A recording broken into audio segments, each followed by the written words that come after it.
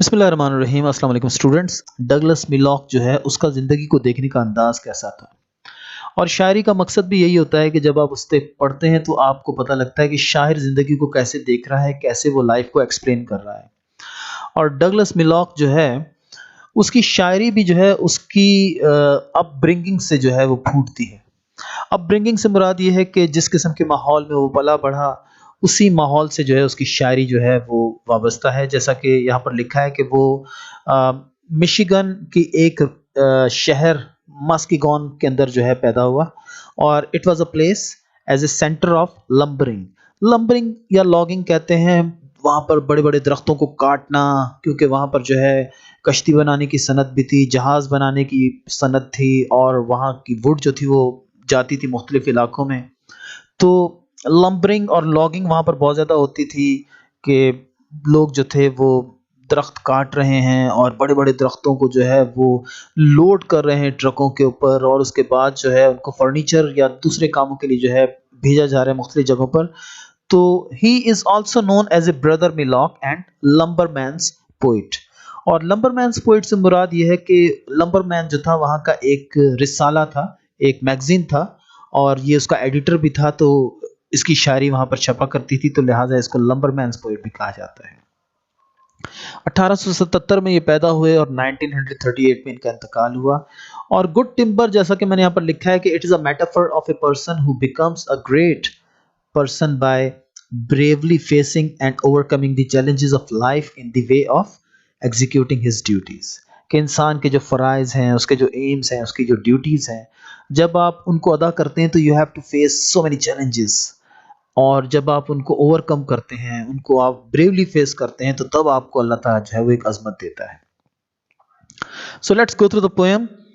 The tree that never had to fight for sun and sky and air and light, but stood out in the open plain and always got its share of rain, never becomes a forest king, but lived and died a scrubby thing. So very simple, quite easy to understand lines कि ऐसा दरख्त जो कि कोई जद्दोजहद नहीं करता है, यानी कि उसको कोई मुश्किल पेश नहीं आती है अपने हिस्से की सूरज की रोशनी लेने में, अपने हिस्से का पानी लेने में, अपने हिस्से की हवा लेने में। तो अमूमन ऐसे दरख्त जो होते हैं जो कि आसानियों में पले बड़े होते हैं, तो वो इतने मजबूत भी नहीं होते हैं, ठीक है। But lived and died a scrubby thing. तो ऐसे दरख्त जो हैं वो कभी भी जंगल के बादशाह नहीं कहलाए जा सकते, बल्कि वो तो छोटी मोटी झाड़ियां बनकर जो है रह जाते हैं। तो मतलब क्या हुआ कि a person who is brought up in ease and comfort and has never experienced the difficulties of life, he never lives up to his potentials। अल्लाह ताला ने आपको जो पोटेंशियल दिया है, आपको जो ग्रेटनेस दी है, आपके अंदर जो शानदार क्वालिटीज़ रखी हैं, उनका इजहार तभी सामने आता है, और आपको भी उनका तभी पता चलता है जब आप किसी मुश्किल में आते हैं, ठीक है ना।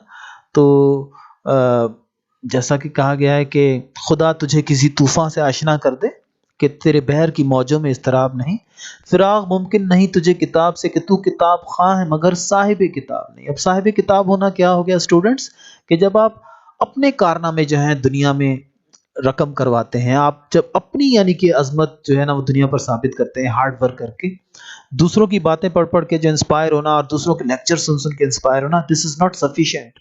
You have to be great yourself as well. The man who never had to toil to gain and farm his patch of soil, who never had to win his share of sun and sky and light and air, never became a manly man, but lived and died as he began। ठीक है। तो यहाँ पर जो है आप देखिए कि एक दफ़ा फिर कि उसी ऐसे ही दरख्त के साथ जो है उस इंसान को भी तशबीह दी जा रही है कि ऐसा आदमी जो कि अपने फार्म को कल्टीवेट नहीं करता। अब उसका फार्म क्या है? उसकी अपनी शख्सियत, उसका अपना जहन, उसका अपना दिल, उसकी अपनी रूह और दिमाग उसका। तो ऐसा आदमी जब उन पर काम नहीं करता है, नॉलेज नहीं हासिल करता है, स्किल्स नहीं हासिल करता है, अपनी क्वालिटीज़ को इम्प्रूव नहीं करता है, कल्टीवेट नहीं करता है अपने फार्म को जो कि खुदा ने उसको दिया है, तो ऐसा आदमी जो है he never became a manly man. तो ऐसी शख्सियत जो है वो कभी भी जो है वो एक अजीम शख्सियत नहीं बन पाती है। But lived and died as he began. वो तो जैसा आता है वैसा ही दुनिया से चला भी जाता है।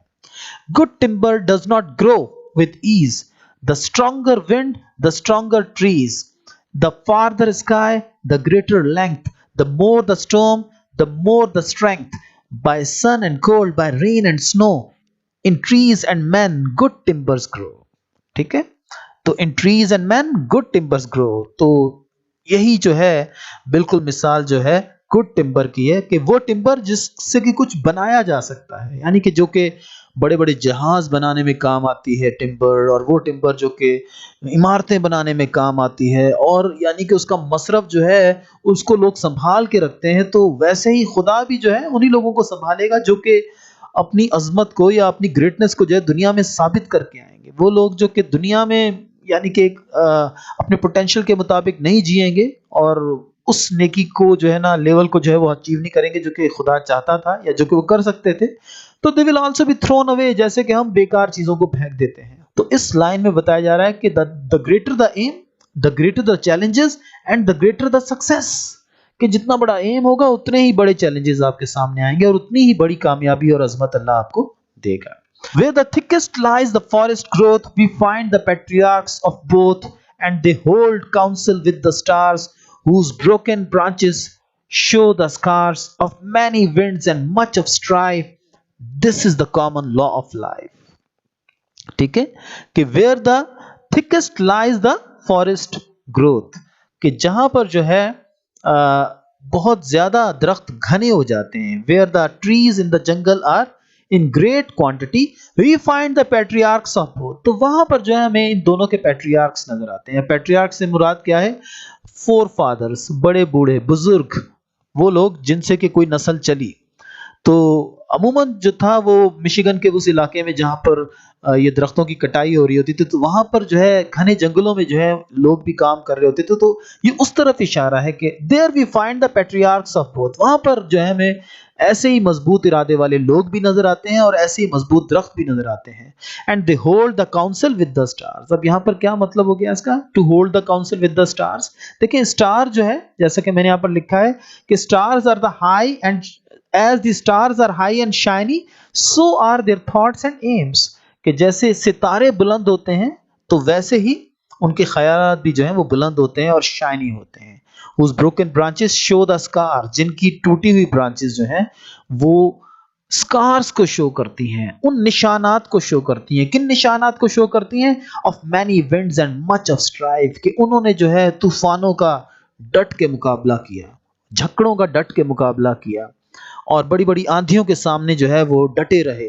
तो क्या है कि इससे मुराद क्या है कि ये अब मेटाफोरिकल वे में जो है कहा जा रहा है कि वो इंजरीज, वो traces of wounds, cuts and injuries जो कि एक इंसान सफर करता है किसी हार्डशिप के दौरान, तो यहाँ पर स्कार से मुराद वो इंजरीज हैं, ठीक है, जो कि फिजिकल स्ट्रगल इंसान को करनी पड़ती है दुनिया के अंदर, और फिजिकल स्ट्रगल के बगैर कुछ भी नहीं है। और यही तो वो कह रहा है कि this is the common law of life. और कॉमन लॉ ऑफ लाइफ क्या है? स्ट्रगल फॉर सर्वाइवल, कि सारी स्पीशीज दुनिया के अंदर they are struggling for survival, वो अपनी सर्वाइवल की जंग लड़ रही हैं। और क्योंकि यहाँ पर कहीं तो बहुत ज़्यादा सर्दी है, कहीं पर बहुत ज़्यादा गर्मी है, कहीं पर कैसा मौसम है, कहीं पर बहुत ज़्यादा पानी है, कहीं पर बहुत ज़्यादा जो है पहाड़ी इलाके हैं, तो हर जगह पर इंसान और दूसरी जिंदा चीज़ें जो हैं वो स्ट्रगल कर रही हैं और अपने अंदर ऐसी क्वालिटीज़ पैदा कर रही हैं जो कि उनको सर्वाइव करने में मदद दे, जिंदा रहने में मदद दें, उनको बाकी रहने में मदद दें। और इस स्ट्रगल में कौन कामयाब होगा? सर्वाइवल ऑफ द फिटेस्ट, वही जो कि फिट होगा। तो आप देखें कि जो टीम्स हैं उनके अंदर भी वही लोग आते हैं जो कि फिट होते हैं, और बड़े जो पोस्ट्स होती हैं वहां पर भी वही लोग पहुंच पाते हैं जो कि फिट होते हैं, जो कि हार्ड वर्क करते हैं, जो कि अपने आप को जो है मुश्किलात में डालते हैं और अपनी अपनी क्वालिटीज के ऊपर मुसलसल काम करते हैं। So hopefully this poem you must have enjoyed students, और मेरा इरादा है कि मैं आपको इसकी एक दूसरी पोएम भी पढ़ के सुनाऊं जो कि इतनी ही खूबसूरत है, ताकि आपको पता चले कि डगलस मिलॉक जो है वो कितना ज़बरदस्त शायर था। और शायरी को पढ़ा करें, सुना करें, एंजॉय किया करें, और इससे अपने जहन को और दिल को तब्दील करें, क्योंकि आला दिमाग और आला दिल जो होते हैं उनसे आला इंसान और आला काम पैदा होते हैं। Thank you. अस्सलाम वालेकुम।